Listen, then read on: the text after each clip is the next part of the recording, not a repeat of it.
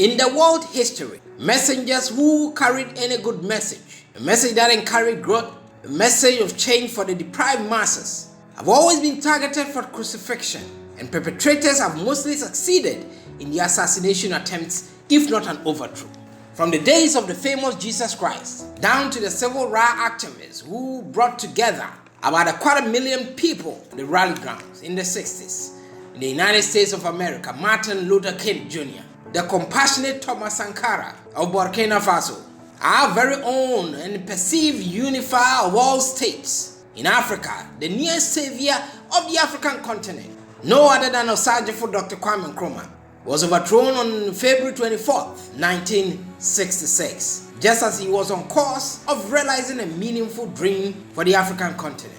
On July 19th, 1964, His Excellency Dr. Kwame Nkrumah gave a speech at an AU Summit Conference in Cairo.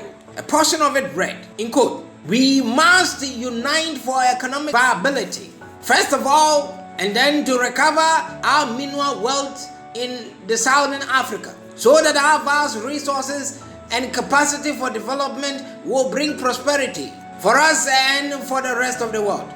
That is why I have written elsewhere that emancipation of Africa could be the emancipation of man." End of quote.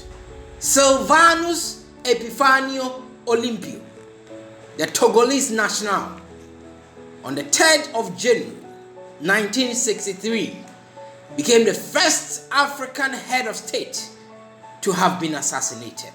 Patrice Emery Lumumba was a Congolese politician and independence leader who served as the first prime minister of the independent Democratic Republic of the Congo from June until September 1960.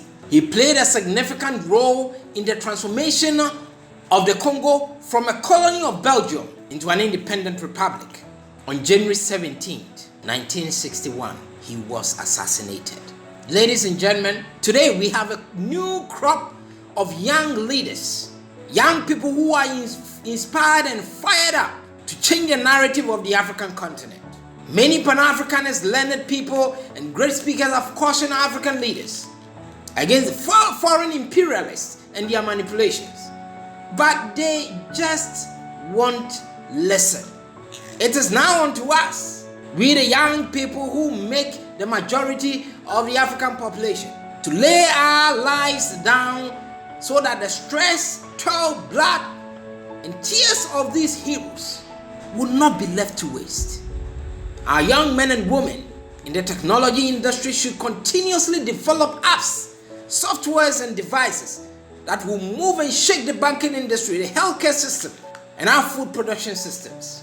Ladies and gentlemen, agriculturists and agripreneurs should adapt to modern ways of growing crops and feeding animals, so Africa can rely on scheduled and timely food production to confidently feed ourselves, and not the Asian practice of animals grazing on deserts, which impedes on the maturity and growth of the animal.